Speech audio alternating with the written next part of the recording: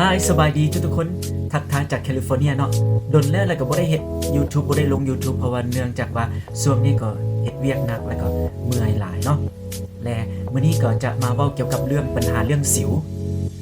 ซึ่งหลายคนก็อาจจะได้พบกับปัญหาที่ว่ามันมีสิวขึ้นสิวอุดตันเนื่องจากสาเหตุหลายปัจจัยบางคนก็นอนดึกบางคนก็กินของพิษบางคนก็แพ้เครื่องสำอางและอื่นๆสาเหตุมาจากหลายอย่างแต่ที่เฮาเองเนาะเฮาอยากจะแบ่งปันประสบการณ์ของเฮาคือเนื่องจากว่าเฮาได้เกิดสิวขึ้นเนาะทุกคนก็จะสังเกตเห็นว่าเฮาเนาะก็มีปัญหาสิวขึ้นสังเกตได้เนาะว่าเป็นเม็ดแดงๆอยู่นี่หรือเป็นจุด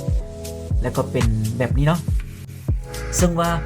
ทำอิฐเฮาเองเฮาก็บ่ได้ศึกษาว่าเฮามันเกิดมาจากปัญหาหยังเพราะว่าหลายคนก็อาจจะมีประสบการณ์เกี่ยวกับเรื่องสิวที่บางเทื่อก็เป็นย้อนฮอร์โมนบางเทื่อก็แพ้อาหารแพ้อากาศแพ้เครื่องสำอางและอื่นๆหรือแสงแดดสภาพแวดล้อมต่างๆเนาะแต่สำหรับเฮาเองเนาะแม่นเฮาได้ศึกษาเบิ่งแล้วว่ามันเกิดจากสาเหตุอันที่1ก็คือการนอนดึกนอนบ่เพียงพอสำหรับเฮาเด้อสำหรับเพราะว่าเฮาเองเฮาก็ได้ไปเฮ็ดเวียกตอนค่ำและก็เลิกบางเทื่อ 2:30 3:30 ตอนเช้าและบางเทื่อบางมื้อเนาะก็ 4:00 จึงได้นอนแบบนี้เนาะและปัญหาอันที่2ก็คือการกินอาหารประเภทพวกที่มีแบบไขมันมีชีสมีนมขนมของหวานประเภทพวกนี้นะก็เฮ็ดให้เกิดสิวอุดตันได้และเครื่องสำอางเนาะเฮายังบ่มั่นใจว่าเฮาได้แพ้เครื่องสำอางหยังบ่เพราะว่าหลังจากที่เฮาได้ใส่วาสลีนทาหน้าผสมกับวิตามินอีเนาะและมันเฮ็ดให้เฮาได้ทาหน้าทุกเช้าทุกแลงเพราะว่าเนื่องจากว่าช่วงนี้มันอากาศหนาวและเฮาก็เลยทาเพราะว่าผิวแห้งเนาะแต่ว่าก็บ่ฮู้ว่าเกิดจากปัจจัยตัวนี้บ่หรือ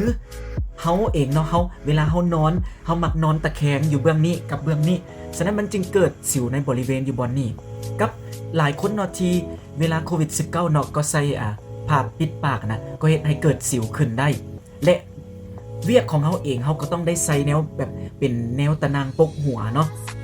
และมันได้จงแต่ขอบตัวนี้จึงเฮ็ดให้เกิดสิวขึ้นบ่ก็อันนี้ก็บ่มั่นใจ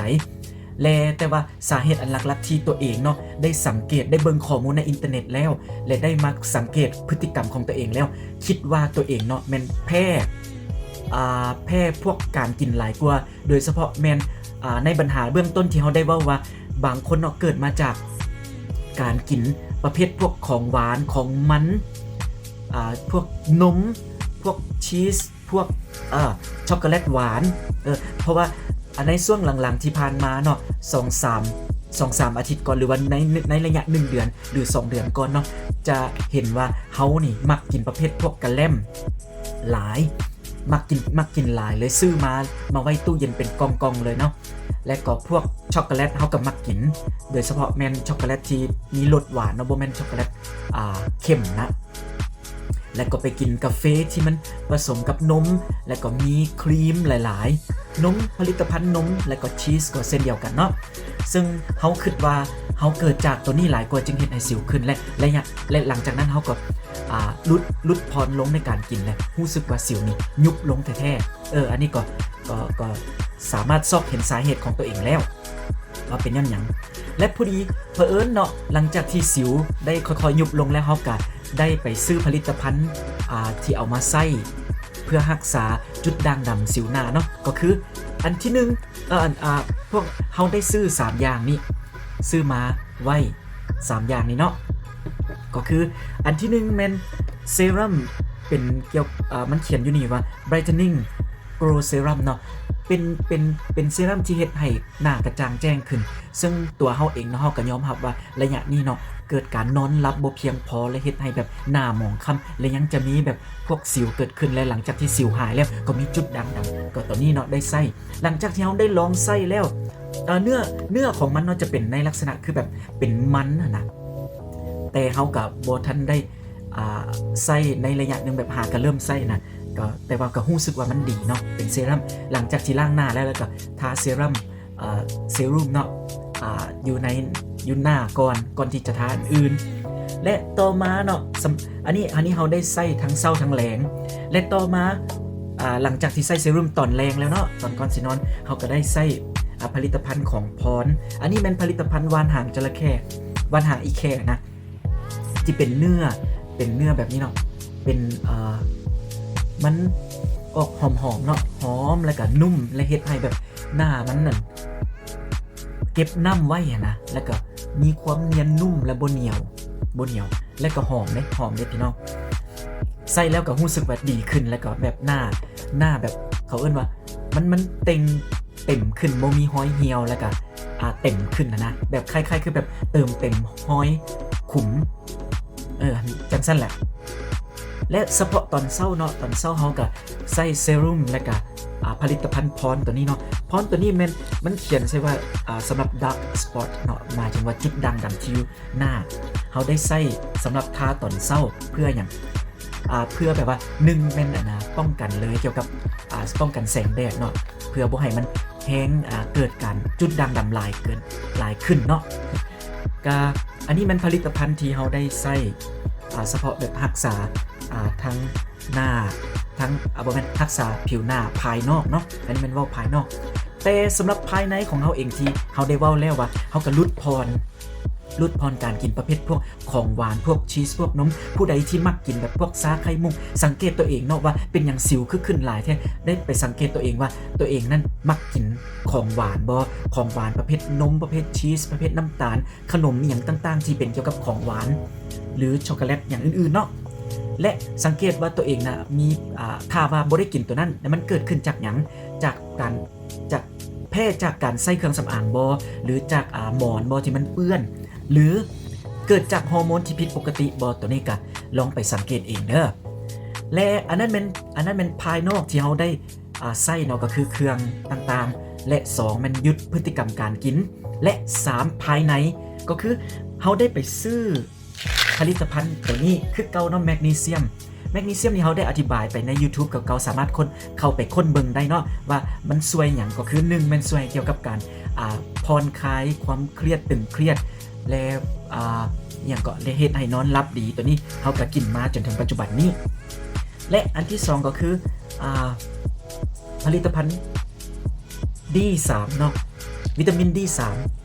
วิตามิน D ก็เกิดมาจากการไปตากแดดแล้วก็รับแสงแดดมาเพื่อมาเป็นวิตามินให้แก่ร่างกายแต่เนื่องจากว่าบางเทื่อเฮาเองเฮาก็บ่ได้สามารถจะไปยืนตากแดดอย่างได้ดีบ่ดีก็เสี่ยงต่อการเกิดจุดผิวด่างดำขึ้นในที่หน้าเนาะเฮาก็เลยใช้ผลิตภัณฑ์ตัวนี้และอันที่3ก็คือน้ำมันป่าตัวนี้ก็คือเฮาได้กินอยู่เรื่อยๆก็นี่กรณีวิตามิน D3 กับโอเมก้าเนาะตัวนี้มันดีจังไหนก็ขอให้ทุกคนไปซอกคนอยู่ในอินเทอร์เน็ตเองเด้อและอันสำคัญก็คือสาเหตุที่เฮาเนาะเกิดสิวก็เนื่องจากว่าเฮาได้เบิ่งข้อมูลอยู่ในอินเทอร์เน็ตตัวนี้เป็นข้อมูลใหม่สำหรับเฮาเนาะก็คือเนื่องจากว่าเฮาขาดวิตามินตัวนี้เนาะซิงค์ก็คือธาตุสังกะสีนั่นเองบ่แม่นไปกินย่ำกินสังกะสีอยู่ตามหลังคาเฮือนน่ะบ่แม่นเนาะอันนี้เป็นสังกะสีที่เป็นปริมาณน้อยที่ร่างกายของเขาต้องได้กินบ่แม่นไปกินเป็นเล็กไปบาดปากบาดแคลบาดไส้เนาะอันนั้นบ่แม่นเนาะสำหรับเฮาได้เบิ่งข้อมูลอยู่ในที่นี้ว่าซิงค์หรือว่าธาตุสังกะสีเนาะมันดีอย่างแน่เนาะอยู่ในที่นี้เด้อได้เขียนว่าฟื้นฟูบาดแผลและรักษาสิวโอ้มันเหมาะสมสำหรับเฮาเลยที่หลังจากที่สิวเนาะมันเกิดการอักเสบแล้วเขาต้องได้กินเพื่อรักษาบาดแผลของเขาและก็เสริมรักษาสิวพร้อมเสริมสร้างภูมิต้านทานของร่างกายบำรุงผมบำรุงเล็บให้แข็งแรงและเสริมสร้างฮอร์โมนเพศชายพร้อมป้าสุดยอดเลยพ่อแม่พี่น้องซิ่งตัวนี้ฉะนั้นผู้ใดที่มีปัญหาเรื่องสิวโดยเฉพาะที่เฮาได้เว้าไปแล้วว่าเกิดจากการแพ้กินพวกนมพวกเนยพวกของหวานอย่างอื่นๆบ่ให้ลดพรลงและผู้ใดที่ฮอร์โมนที่ผิดปกติรวมอยู่ในที่นี่เลยเฮาซึ่งว่าเฮาได้ฮู้เฮาก็ได้เห็นอยู่ว่าอยู่ห้านเนาะหรือว่าอยู่โฆษณาขายเกี่ยวกับซิ่งแต่เฮาก็บ่เคยแบบศึกษารายละเอียดว่ามันดีหยังจนมาเกิดสิวอยู่ที่หน้าตัวเองและจึงได้ศึกษาและจึงรู้ว่าซิ่งตัวนี้เนาะธาตุสังกะสีมีความสำคัญหลายต่อเรื่องผิวพรรณเรื่องผิวเรื่องกระดูกเรื่องเส้นผมเรื่องเล็บพร้อมอันนี้ก็อธิบายแบบคร่าวๆไปซื่อๆเนาะและเพิ่นอยู่ในนี้ก็ยังเว้าว่าเสริมภูมิ ช่วยเสริมสร้างภูมิคุ้มกันรักษาผมลนบำรุงผมเล็บให้แข็งแรงฟื้นฟูบาดแผลให้หายไวขึ้นเสริมสร้างฮอร์โมนเพศชายช่วยเพิ่มจำนวนจิจิเนาะบ่ขอเว้าหลายเด้อรักษาสิวสมานแผลสุดยอดเนาะช่วยฟื้นฟูการหับธรรมชาติและหับกินได้ดีขึ้นพี่น้องถ้าผู้ใดที่มีปัญหาเรื่องสิวหน้าหรืออื่นๆให้ไปศึกษาและอย่าลืมกินซิ่งเนื่องจากว่าเฮาเนาะไส้ดีก็บอกต่อบ่แม่นช่วยผลิตบ่แม่นช่วยอธิบายผลิตภัณฑ์หรือช่วยโฆษณาให้ทางข้าเจ้าแต่ว่าอยากจะแบ่งปันประสบการณ์ของเฮาหลังจากที่เฮาไส้มีหยังแน่เอาอยากจะทวนคืนเนาะว่าเฮาได้ซื้อหยังแน่สำหรับภายนอกของเฮาก็มีตัวนี้เนาะเซรุ่มว่านหางแค่เพื่อรักษาแผลสมานแผลและก็ไส้พรตัวนี้เนาะเพื่อจุดด่างดำใส่สำหรับตอนเช้าและอันที่2ก็คือเขาได้ลดพรการกินประเภทพวกนมเนยน้ำตาลพวกช็อกโกแลตหวานพวกที่เป็นครีมที่เป็นอาหารมันเลยอื่นๆและ3เขาได้กินภายในก็คือแมกนีเซียมตัวนี้D3 แล้วก็โอเมก้า3แต่สิ่งสำคัญสำหรับภายยุดผิวหน้าเนาะแมนตัวนี้เด้อพี่น้องและพร้อมเดียวกันนั่นก็ยังไปซื้อขนมอันนี้พร้อมก็เอาไว้กินหลายมื้อเนาะบ่แม่นกินบาทเดียวเพราะว่าก็บ่อยากให้มันสิวขึ้นอีกและไปซื้ออันนี้กินพร้อมเบิ่งเด้อพี่น้องนี่มาอินทผลัมตัวนี้ไปซื้อเนาะเพราะว่าเนื่องจากว่าอยู่ลาวเฮาก็บ่ได้ซื้อกินบอกก็บ่มีเงินแต่ว่าหลังจากที่มาอเมริกาแล้วก็มีโอกาสได้ซื้อกินเนาะสิซิมให้เบิ่งเด้ออยู่ลาวก็คือกันนั่นแหละอยู่ลาวคือกัน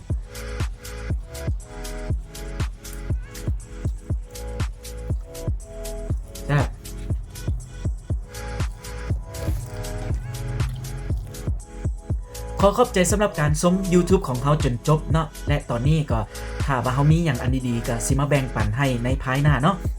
สำหรับตอนนี้ขอขอบใจละบ๊ายบาย